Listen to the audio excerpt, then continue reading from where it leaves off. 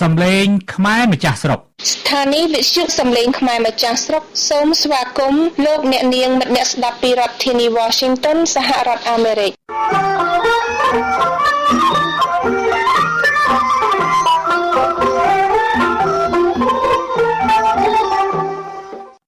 សួស្តីលោកអ្នកនាងមិត្តអ្នកស្ដាប់ជាទីមេត្រីនេះជាកម្មវិធីផ្សាយនៃវិទ្យុសំឡេងខ្មែរម្ចាស់ស្រុកនៅថ្ងៃប្រហោះទី8ខែកញ្ញាគ្រិស្តសករាជ2016ជាថ្ងៃ7កើតខែផុតត្របុត្រឆ្នាំវោកអត្តស័កពុទ្ធសករាជ2560ពីរដ្ឋធានី Washington សហរដ្ឋអាមេរិកខ្ញុំហាសានសូមជូនព័ត៌មានទាក់ទងនឹងប្រជាជាតិខ្មែរ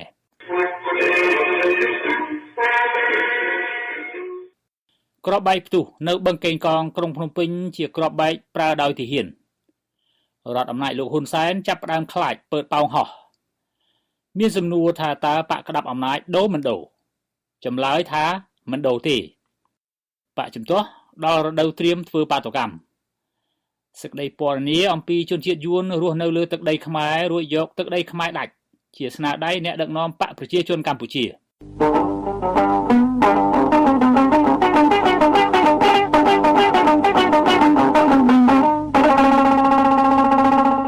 តទៅនេះជាព័ត៌មានពិស្ដាក្របបែកដៃមួយគ្រាប់ត្រូវជន់ល្មើសបោះចូលក្រោមរថយន្តជនរងគ្រោះពេលកំពុងបើកបរតាមផ្លូវលេខ163សង្កាត់បឹងកេងកង3ខណ្ឌចំការមននាព្រលប់ម៉ោងជាង7ថ្ងៃអង្គារទី6កញ្ញាបណ្ដាលឲ្យមានមនុស្សរបួស4នាក់ត្រូវការសង្គ្រោះបន្ទាន់នៅមន្ទីរពេទ្យនិងមួយចំនួនទៀតរស់នៅក្បែរទីកើតហេតុខូចខាតសម្បត្តិទ្រព្យតำរวจក្រុងនិងខណ្ឌកំពុងតាមដានមុខសញ្ញាជនសង្ស័យ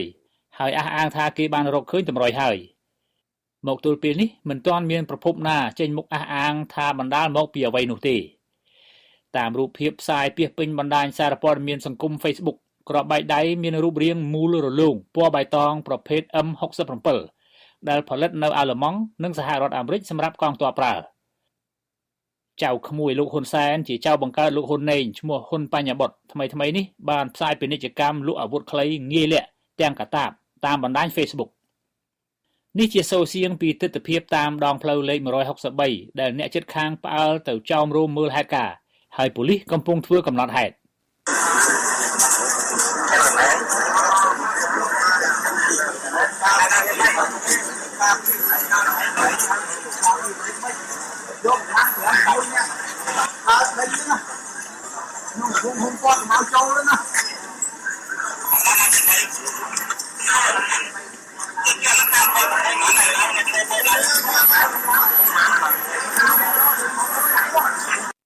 อันนี้เป็นเธออยู่ร้านเจ้าเลยปุ๊บเจ้าเลยมัน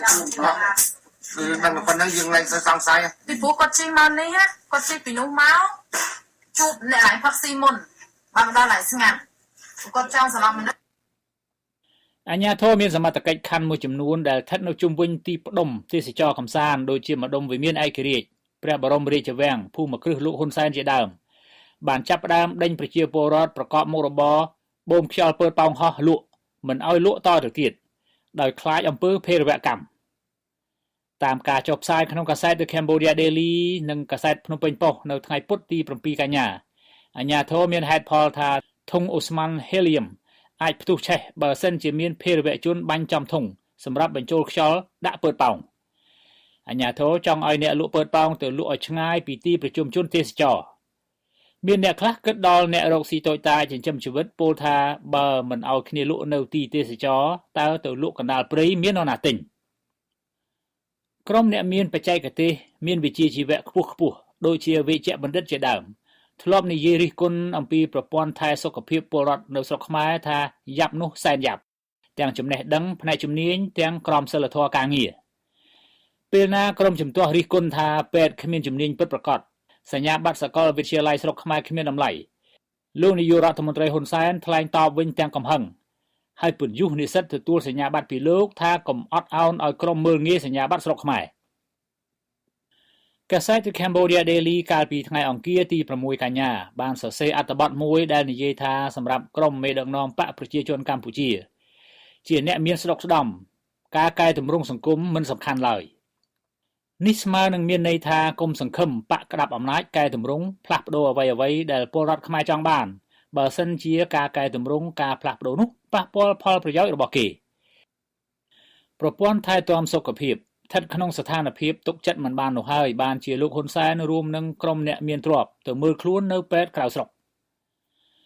ថ្មីនេះលោកហ៊ុនសែនទៅឲ្យពេទ្យសិង្ហបុរីពិនិត្យខ្លួនគ្រូបង្រៀនប្រកបដោយគុណភាពក៏តិចឬស្មើនឹងគ្រូម្នាក់សិស្ស50នាក់និស្សិតចេញពីសាកលវិទ្យាល័យមានចំណេះទាបរហូតដល់ថៅកែក្រុមហ៊ុនខ្លះបង្រៀនសារដើមឡើងវិញទើបធ្វើការបានបើសិនជាគេយកធ្វើការក្នុងក្រុមហ៊ុនពេលលោកហ៊ុនសែនអួតអំពីគុណភាពសាលារៀននិងសញ្ញាបត្រស្រុកខ្មែរលោកបញ្ជូនកូនប្រុសរបស់លោកទៅរៀននៅអាមេរិកនិងអង់គ្លេសនៅអូស្ត្រាលីនិងអាល្លឺម៉ង់ដោយចាយលុយអាមេរិកទៀតផងលោកចំប៊ុនថេតពីបកប្រជាធិបតេយ្យមូលដ្ឋានប្រាប់កាសែតថានាយករដ្ឋមន្ត្រីខ្មែរទុកចិត្តពេទ្យសង្ហបុរីជាងអ្នកមាននិងអ្នកថ្នាក់កណ្ដាលខ្មែរទុកចិត្តពេទ្យថៃជាងអ្នកកណ្ដាលថ្នាក់ក្រោមខ្មែរទុកចិត្តពេទ្យយួនជាងមានតែអ្នកក្រខ្មែរប៉ុណ្ណោះដែលទុកចិត្តលើប្រព័ន្ធថែទាំសុខភាពនិងប្រព័ន្ធព្យាបាលខ្មែរក្រុមបកពួករបស់លោកឯទៀតឲ្យកូនចៅទៅរៀនសាលាឯកជនពីបឋមសិក្សារហូតដល់មធ្យមសិក្សាមិនឲ្យរៀននៅសាលារដ្ឋទេមានពលរដ្ឋខ្មែរជាច្រើនដែលបានសញ្ញាបត្រពីសាកលវិទ្យាល័យស្រុកខ្មែរគ្មានការងារធ្វើឬក្រុមហ៊ុនមិនជួលទៅរត់ម៉ូតូឌុបឬទៅធ្វើការស្រុកសៀមថ្មីនេះទៀតពលរដ្ឋខ្មែររកឃើញថាក្រសួងអប់រំជាតិបោះពុម្ពសិភៅឲ្យសិស្សរៀនទាំងខុសអក្ខរាវិរុទ្ធគឺសរសេរពាក្យប្រាស់ដូចជាសក់ប្រាស់ស្មាទៅជាប្រាស់ដូចជាប្រាស់ព្រាត់ទៅវិញឲ្យកូនសិស្សរៀនបើសក់ប្រាស់ស្មានោះមានន័យថាសក់ប្រាស់ចាកលាចេញពីក្បាលហើយក្នុងរបបសពថ្ងៃបើមើលទៅផ្លូវថ្នល់វិញមួយខ្សែឬមួយកំណាត់ផ្លូវកំពុងសង់មួយខ្សែឬមួយកំណាត់ទៀតកំពុងជួសជុលឡើងវិញពលគឺធ្វើជាប់រហូតការរិះគន់របៀបគ្រប់គ្រងលោកហ៊ុនសែនដែលពលរដ្ឋខ្មែរម្ចាស់ស្រុកទ្រាំរស់នៅជាមួយជិត40ឆ្នាំពីសំណាក់អ្នកដឹកនាំបកសង្គ្រោះជាតិត្រូវបានលោកនាយករដ្ឋមន្ត្រីហ៊ុនសែនឆ្លើយឌីលឌៀមដាមនៅឆ្នាំ2015បែបបង្ហើបថាលោកមិនកែមិនដូរមិនផ្លាស់អ្វីឡើយមានបកនយោបាយមួយថាត្រៀមឈ្នះហើយមហាអំណាចមួយត្រៀមជួយបើធន់ចឹងដែរតើដឹកនាំប្រទេសបានការអី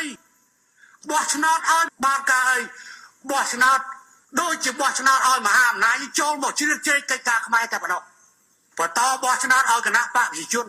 បន្តគ្រប់គ្រងហ៊ុនសែនធ្វើនយោបាយរដ្ឋមន្ត្រីអានឹងស្ថិរភាពជាងអីទាំងអស់មិនតបានអីផងប្រកាសថាមហាអំណាចមួយត្រៀមជួយអានឹងមកតាំងពីទីប្រឹក្សាស្អីហើយខ្លួនប្រឆាំងការជ្រៀតជ្រែករបស់បរទេសប្រឆាំងការឆ្លៀនពៀនរបស់បរទេសដល់ទៅប្រកាសទទួលយកបរទេសមកឲ្យធ្វើអាណាព្យាបាលវាជាប់បាត់ហើយបើក្រន់តែបោះឆ្នោតដើម្បីឲ្យមនុស្សធ្វើខ្ញុំគេតដែរបាយសូម5ត្រឡប់ទៅវិញទៅអាភាសាប្រៃការខ្ញុំលឺយូរដែរប៉ុន្តែពេលដែលខ្ញុំប្រៃការណែឯងអាចនៅជាមួយបានប៉ុន្តែមិនតន់ប្រកាសទេនៅពេលដែលឯងកាន់អំណាចប៉ុន្តែមិនសង្ឃឹមថាឯងបានកាន់ទេណែគឺឲ្យបើមិនតន់បានកាន់អំណាចណែឯងប្រៃការប៉ុណ្្នឹងទៅហើយណែឯងរើសអើងប៉ុណ្្នឹងទៅហើយណែឯងត្រៀមយកបរទេសមកធ្វើចវាយទៅហើយឯងក្រេកខ្មោចអីខ្ញុំក៏បានខ្លាចទេខ្ញុំនិយាយជាមួយនឹងអគ្គរដ្ឋទូតអាមេរិកហើយខ្ញុំមកនិយាយចំហនៅដល់ទៀតលោកហ៊ុនសែនអាងកងកម្លាំងប្រដាប់អាវុធដែលក្រុមលោកចិញ្ចឹមហៅថាកងអង្គរៈកងអង្គរៈរបស់លោកមានអាវុធយុទ្ធភ័ណ្ឌនិងចំនួនហាក់ដូចជាសម្រាប់កូនប្រទេសមួយតូចទៅហើយដែលមិនស្ថិតក្រោមបញ្ជាផ្ទាល់នៃក្រសួងការពារជាតិក្នុងខួប26ឆ្នាំនៃកំណើតអង្គភាពអង្គរៈនោះមេបញ្ជាការគ្រប់រូបមានទាំងឧត្តមសេនីយ៍ប៉ុលសរឿនដែលមានឈ្មោះជាអគ្គមេបញ្ជាការកងយុទ្ធពលខេមរៈភូមិន្ទបដិញ្ញាការពារតែគ្រួសារលោកហ៊ុនសែនមួយប៉ុណ្ណោះមេដឹកនាំបកសង្គ្រោះជាតិវិញក៏និយាយស្ដីមិនសូវមានការពិតមុតមមដែរក្រោយចូលសភាលោកអនុប្រធានកឹមសុខាពោលថាមហាអំណាចមួយចាំជួយគណៈបករបស់លោកឥឡូវនេះមានប្រធានមហាអំណាចមួយហើយទីប្រជាតៃកំពុងជួយគណៈបកសង្គ្រោះជាតិដើម្បីរៀបចំនៅគោលនយោបាយកម្មវិធីនយោបាយរបស់គណៈបកដើម្បីត្រៀមទៅដល់គឺយើងសរសេររបស់វិស័យកម្មពលយើងធ្វើម៉េចដើម្បីតាមតាមទេវិស័យអប់រំធ្វើយ៉ាងម៉េចវិស័យសុខាភិបាលធ្វើយ៉ាងម៉េចវិស័យការពារជាតិគួ ព្រោះគាត់ចំណាំទុកថាសហរដ្ឋអាមេរិកគេមិនដែលសន្យាអ្វីជាផ្លូវការដល់បកជំទាស់ស្រុកមួយឲ្យខុសពីបន្ទាត់នយោបាយការបរទេសរបស់គេ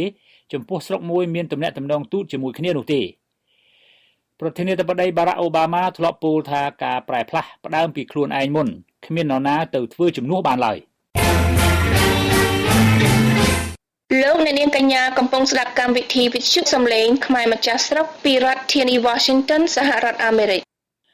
នៅថ្ងៃពុធទី7កញ្ញាសាលាក្រុងភ្នំពេញបានអនុញ្ញាតឲ្យសមាជិកសមាជិកាអ្នកគាំទ្របកសង្គ្រោះជាតិជួបជុំគ្នានៅទីស្នាក់ការកណ្ដាលក្រុងភ្នំពេញបន្ទាប់ពីបកជំទាស់ស្នើជិះរថយន្តនាំញត្តិទៅដាក់តាមស្ថានទូតប្រទេសជាហត្ថលេខីនៃកិច្ចព្រមព្រៀងសន្តិភាពក្រុងប៉ារី$23,1991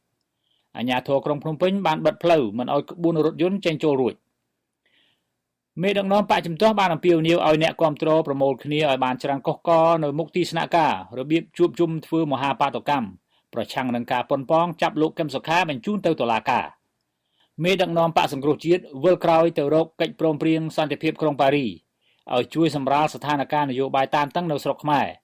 បន្ទាប់ពីធ្វើដំណើរទៅដល់ទីទាល់ច្រកទាល់បញ្ញាមិនដឹងចេញផ្លូវណាបកជំទាស់គិតតែអំពីរឿងងាយស្រួលសម្រាប់ខ្លួនឯងមិនគិតផលប្រយោជន៍រួមពេលចូលរួមរស់នឹងបកក្តាប់អំណាចខ្លួនថាចង់សាមគ្គីកែពីក្នុងរដ្ឋសភាដល់កែមិនបានសាមគ្គីមិនកើតខ្លួនបំភ័យពលរដ្ឋថាស្រុកខ្មែរវិលទៅរករបបផ្ដាច់ការបើសហគមន៍អន្តរជាតិមិនជួយនេះជាកំហុសដ៏ធំមួយនៃក្រុមជំទាស់រួមទាំងបកប្រឆាំងរាជានិយមផងដែរដោយសារតែស្អប់ស្ដាច់ពេកសុកចិត្តទៅដេកនៅជាមួយក្រុមក្រហមមានទាំងយួនក្រហមខ្មែរយេមិញក្រហមនិងខ្មែរអតីតខ្មែរក្រហមដែលអ្នកបម្រើអតីតសាធារណរដ្ឋខ្មែរខ្លះធ្លាប់ប្រយុទ្ធបដូរស្លាប់រស់ពីគ្រាមុនព័ត៌មានប្រចាំថ្ងៃនៃវិទ្យុសំឡេងខ្មែរម្ចាស់ស្រុកនៅពេលនេះចប់តែប៉ុណ្ណេះខ្ញុំហាសានពីរដ្ឋធានី Washington សហរដ្ឋអាមេរិក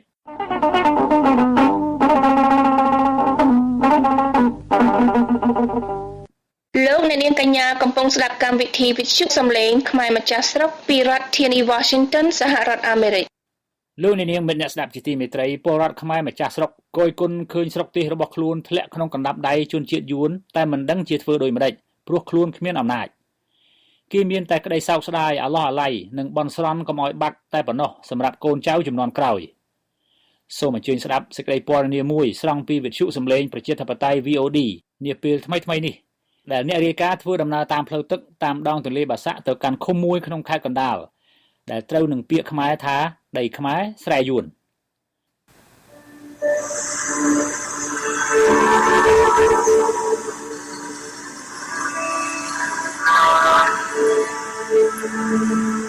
កន្លែងនេះគេគេតែថាបកលមុខគ្នានៅប្រទេសវៀតណាមចឹងហើយចឹងយើងគ្រប់គ្នាគ្រប់ក្រុមគ្រួសារនេះគេក៏ខ្លាចទីមួយបាយហើយយើងមិនទាន់ទុកចិត្តថាមិននៅគេតែដឹងថាទឹកដីមែនទឹកដីរបស់យើងទឹកប្រកបមែនតែមិនទាន់បាច់ចិត្តថាគេតែមិនដឹងទុកណាយ៉ាងម៉េចក៏ចិត្តខ្លាចគ្រប់គ្នាហើយចឹងមិនអាចមកហើយដូចគេហ្នឹងក៏គេនៅចិត្តស្រាប់គេអាចដឹងដូចថាលោកថាវាបល័យបត្រុយមកចឹងណាពេលណាបល័យបត្រុយមកហូបរៀននេះម្ដងម្នាក់ទៅពេលណាសាប់ទៅចេះតែរៀនបន្តទៅបើយើងធ្វើដំណើរទៅឃុំមួយក្នុងស្រុកកោះធំខេត្តកណ្ដាលជាប់ព្រំប្រទល់វៀតណាមពេលនោះយើងឮប្រជាពលរដ្ឋត្អូញត្អែថាដីខ្មែរនៅទីនោះភាគច្រើនពលរដ្ឋវៀតណាមបានមករស់នៅនិងប្រកបរបរកសិកម្មនៅទីនោះ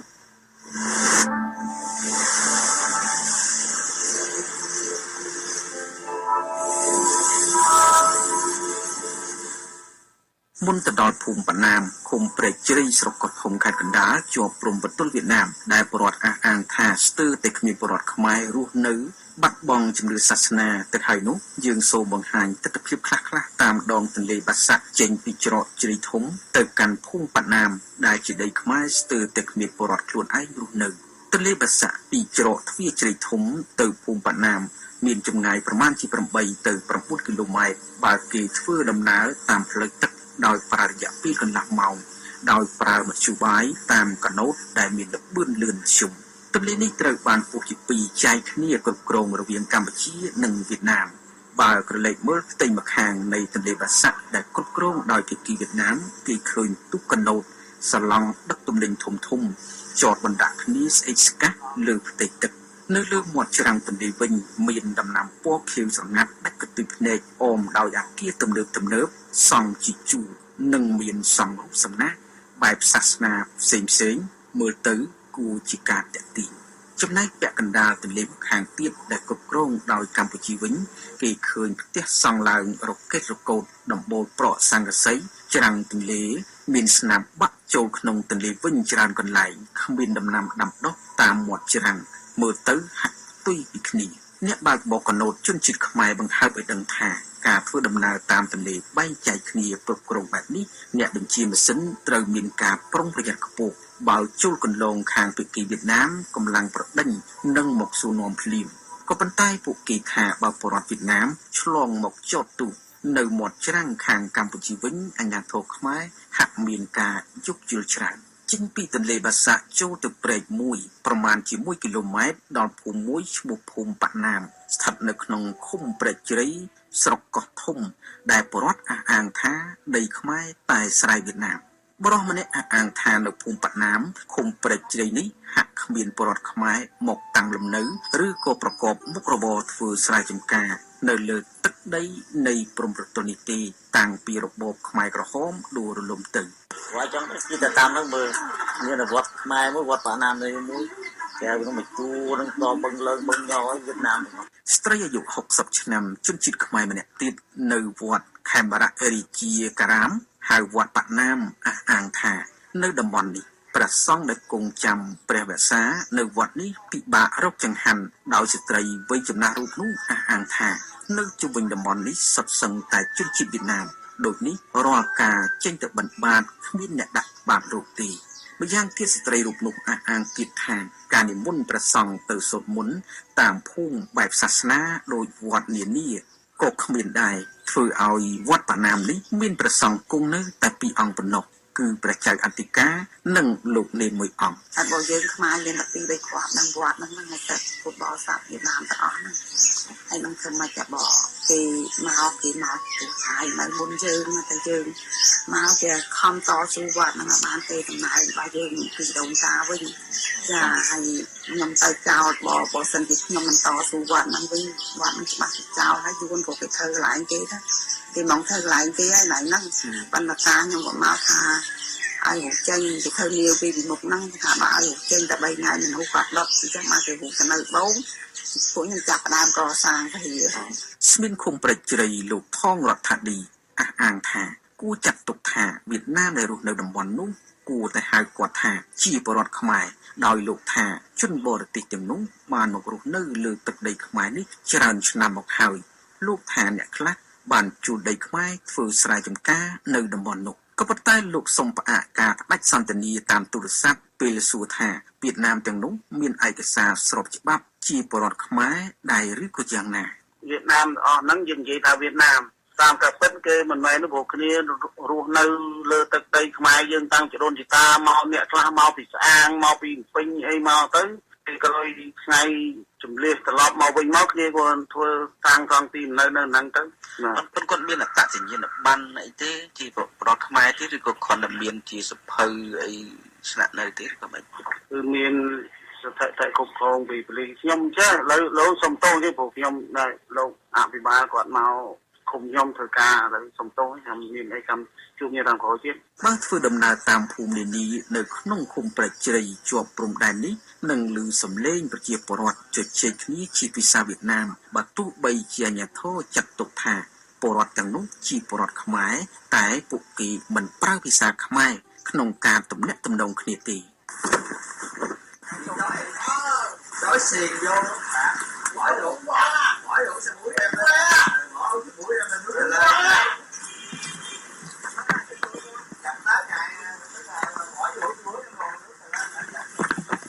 អ្នកស្រាវជ្រាវពីការអភិវឌ្ឍសង្គមលោកកែមលីដែលចុះពិនិត្យតំបន់នោះលើកឡើងថាការបណ្តែតបណ្តោយឲ្យពលរដ្ឋវៀតណាមមករស់នៅលើដីខ្មែរជាប់ព្រំប្រទល់ច្រើនស្អីស្កះបែបនេះលោកថាអាចជាការផុងខ្លួនមួយទៀតរបស់រដ្ឋាភិបាលក្នុងការដោះស្រាយបញ្ហាព្រំដែនជាមួយប្រទេសជិតខាង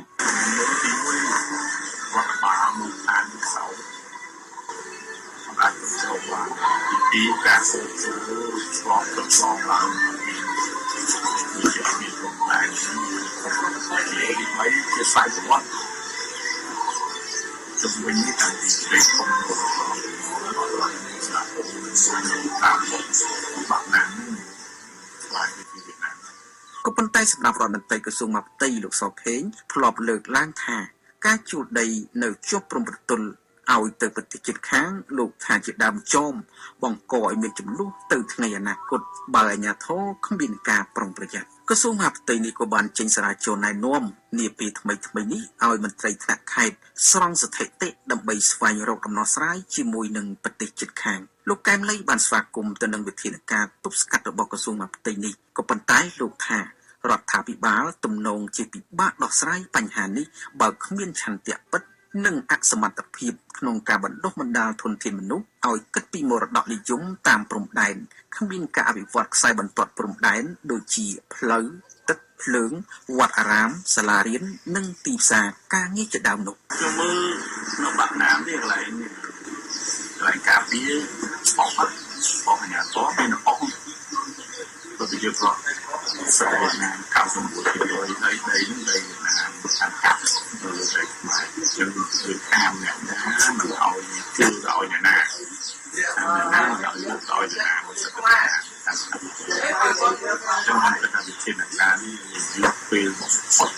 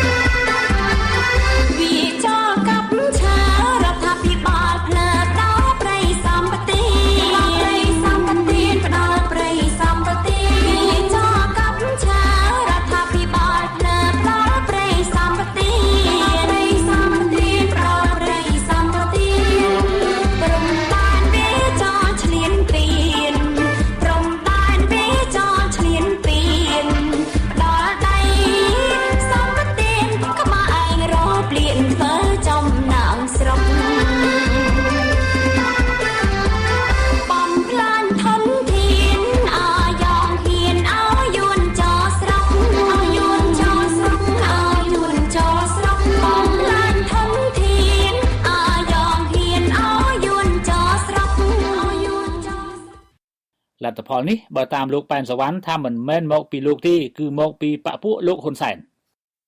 ខ្ញុំឃើញវៀតណាមគេរំលោភបំពានមកបូរណភាពទឹកដីនិងអធិបតេយ្យភាពហើយនឹង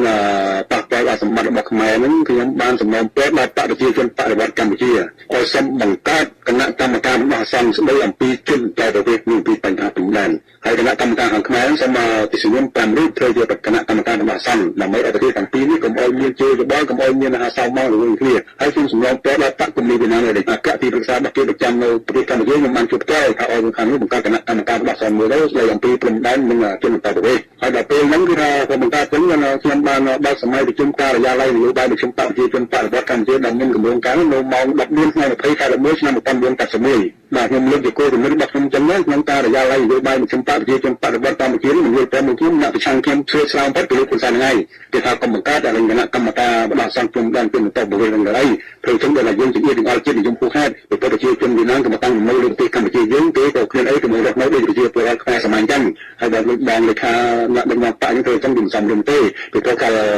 ពលរដ្ឋបានកាត់សម្រាប់ប្រជាពលរដ្ឋយើងក៏រត់ប្រសពគេដល់ប៉ុណ្ណានៅស្រកនគេឲ្យនៅហើយយើងអីយើងមិនដាក់ឲ្យប្រជាជននៅរត់សម័យរស់ស៊ីសម័យប្រជាជនខ្មែរមិនឲ្យនៅគេប្រឆាំងហើយបើយើងគេថាសម្រាប់ពេលដល់ដងក៏មានគំនិតជាទាំងអស់ជាតិនិយមចឹងព្រោះពីតាមឲ្យយើងនេះគឺថាយើងបើយើងនិយាយទៅក្នុងនោះក៏មានគណៈកម្មការហ្នឹងពីព្រោះយើងពីណាទៅនេះខ្ញុំបានលើកឡើងវិញទាំងថាប្រជាជនខ្មែរមិនចង់ទៅរកនៅប្រទេសជិតខាងនេះការទៅជិតខាងក៏បារាំងគេជួយទៅក្នុងផងគេមានខ្សែមិនទៅដែរប៉ុន្តែបើថាគោលអាសន្នហេតុភាពសត្វដើម្បីសង្គ្រោះជីវិតហើយរបស់ចិត្តមុនឲ្យខ្មែរដែលនៅបេនសាំង7ម៉ឺនណាមកស្រុកខ្មែរទាំងអស់មានណានៅវៀតណាមមួយទេអានេះខ្ញុំប្រាប់ចឹងហើយដល់ប្រាប់ចឹងគេលើកហេតុផលលោកឃើញជំនុំក៏មានហេតុផលមួយទៀតហើយលោកសាទុថងយកឲ្យជំនុំថាសមមិត្តមិនត្រឹមតែមានជីវិតដល់ជាតិនិយមទេព្រោះសមមិត្តមាននានាការនិយមបងប្អូនបញ្ញាវ័នពីព្រោះបញ្ញាវ័ននេះគឺថាគាត់មិនស្មោះត្រង់មួយទៅប្រហែលបរិបត្តិទេគាត់មានគ្រឿងខ្លួនហើយដល់ចឹងខ្ញុំមាននានាការមួយជាទាំងអស់ជាតិនិយមព្រោះហេតុប្រធានវៀតណាមបំពេញមួយណាភាពទឹកដីនិងអធិបតេយ្យភាពហើយបញ្ហាទី2ខ្ញុំនិយមតែងតាំងមន្ត្រីឲ្យទទួលកិច្ចការងារក្នុងសង្គមរដ្ឋាភិបាលខ្ញុំទៅយកបញ្ញាវ័នយកមកតែងតាំងទៅជារដ្ឋមន្ត្រីអនុរដ្ឋមន្ត្រីឬក្រសួងមួយ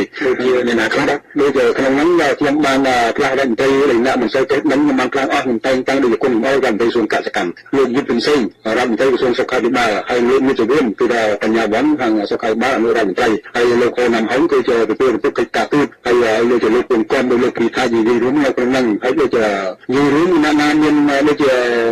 មានសម្បត្តិហើយដូចជាក្រសួងវិទ្យុនៅក្រសួងវិទ្យុខ្ញុំយកបញ្ញាវ័នទៅដឹកនាំទាំងអស់ហើយពីដើមខ្ញុំកាលណាសេងយកអ្នកខ្លះគឺខ្ញុំចេះអានអក្សរចេះធ្វើការទេហើយដល់លោកពិនសេងចឹងយកដឹកនាំតែដែរខ្ញុំបញ្ញាវ័នដើម្បីឲ្យមានប្រជាជនយើងអប់រំទស្សនវិស័យនយោបាយរបស់គេឲ្យឡើងត្រូវទៅខ្ញុំគិតឃើញចឹងហើយម្ល៉េះហើយគេថាលោកឃើញដឹងលោកសាយបុថងហើយខ្ញុំសាយលើខ្ញុំនិយាយដល់ជាតិនិយមលោកឃើញជំរិនហើយនឹងលោកសាយបុថងថាខ្ញុំមានវិការប្រើបញ្ញាវ័នគឺតែងតាំងបញ្ញាវ័នដឹកនាំតាមក្រសួងមួយបាទពេលនេះខ្ញុំបានតែងតាំងចំតែកមើលកតា3កតាទី1ដែលនៅក្នុងសង្គមដែលនៅតែងតាំងសិទ្ធិជនរងគ្រោះចំនួនរបស់ខ្មែរក្រហមបញ្ហាទី2ក្នុងអតីតសង្គមនិយមឬសង្គមលំនៅសាធារណៈរបស់ខ្មែរគាត់បានបណ្ដុះបណ្ដាលក៏មានបច្ចេកទេសឬវាមានអាហារូបករណ៍ខាងការយល់ដឹងខាងវិទ្យាសាស្ត្រមានបញ្ហាទី2បញ្ហាទី3គាត់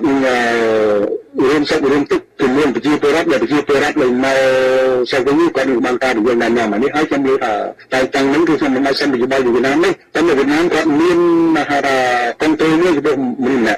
ដូចជាលោកហ៊ុនសែនគាត់ថានឹងសម្រាប់មិនតែងតាំងទៅឲ្យយកខ្ញុំតែងតាំងនឹងកំណត់ហើយពេលខ្ញុំកំពុងតែងតាំងកម្មប្រសារដ្ឋមន្ត្រីលោកអបណ្ឌិតឯកលើលោកឯងនៅសមរភូមិមុខមកជួបខ្ញុំពីរដងថាសូមតែងតាំងលោកហ៊ុនសែនជារដ្ឋមន្ត្រីក្រសួងការបរទេសហើយជាឧបនាយករដ្ឋមន្ត្រីហើយក្រោយបានលោកត្រឹមសម្ដេចជំនួសលោកលោកថនអគ្គទីប្រឹក្សាក៏មកជួបខ្ញុំទៀតគេថាយោបល់របស់សមមិត្តមិនដែរតែក៏យកតែងតាំងលោកហ៊ុនសែនជារដ្ឋមន្ត្រីក្រសួងការបរទេសនិងឧបនាយករដ្ឋមន្ត្រីទេខ្ញុំថាបើក្រសួងការបរទេសបានមកឧបនាយករដ្ឋមន្ត្រីសមមិត្តមិនទេហើយខ្ញុំបានតែងតាំងឧបនាយករដ្ឋមន្ត្រីមានមួយលោកជាសិទ្ធិហើយដល់គេថាតាមពីដែលទីហាណូយមកត្រូវតែងតាំងសមមិត្តហ៊ុនសែនពីឧបនាយករដ្ឋមន្ត្រីទី1ទៀតបាទហើយខ្ញុំក៏ធ្វើតាមគេទាំងនោះទៅនេះគេគៀបពីប្រាំមែនហើយបានរដ្ឋាភិបាលហាណូយទៅនោះពេញចិត្តលោកហ៊ុនសែនយ៉ាងខ្លាំងខ្ញុំតាមមើលទៅគេតែងតាំងមនុស្សអស់នេះវាសិទ្ធិមើលចិនសែរបស់គេអ្វីចំពោះមុខអនាគតរបស់គេសិទ្ធិមើលឃើញគឺមិនដឹងថាគេមើលឃើញដូចមិនដែរហើយនៅដល់សប្តាហ៍នេះប្រទេសកម្ពុជាplanរបៀបម៉េចសូមអាចនៅកន្លែងសំខាន់បានក្នុងតាមភាពដឹកនាំសង្គមសប្តាហ៍នេះលោកអ្នកនាងជាទីមេត្រីកម្មវិធីផ្សាយសំឡេងខ្មែរម្ចាស់ស្រុកនៅពេលនេះចប់តែប៉ុណ្ណេះយើងខ្ញុំសូមថ្លែងអំណរគុណចំពោះការតាមដានយកចិត្តទុកដាក់ស្ដាប់របស់លោកអ្នកនាងកម្មវិធីសំឡេងខ្មែរម្ចាស់ស្រុកផ្សាយពីម៉ោង 6:30 នាទីដល់ម៉ោង 7 ល្ងាចតាមរលកធាតុអាកាសខ្លី 17860 kHz ស្មើនឹងកម្ពស់ 16 ម៉ែត្រលោកអ្នកអាចស្ដាប់កម្មវិធីនេះបានជានិច្ចតាមប្រព័ន្ធអ៊ីនធឺណិតដោយចូលទៅកាន់គេហទំព័រចលនាខ្មែរម្ចាស់ស្រុក www.khmer-ម្ចាស់-ស្រុក.org ខ្ញុំបាទហាសានរួមនឹងអ្នកស្រីសេងសុផលសូមប្រសិទ្ធពរជូនលោកអ្នកនាងអ្នកស្ដាប់ឲ្យជួបប្រទះតែសេចក្តីសុខខ្សាន្តសេចក្តីចម្រើនរុងរឿងនិងសេចក្តីថ្លៃថ្នូរជាពលរដ្ឋម្ចាស់ទឹកដី សូមជម្រាបលា សូមជម្រាបលា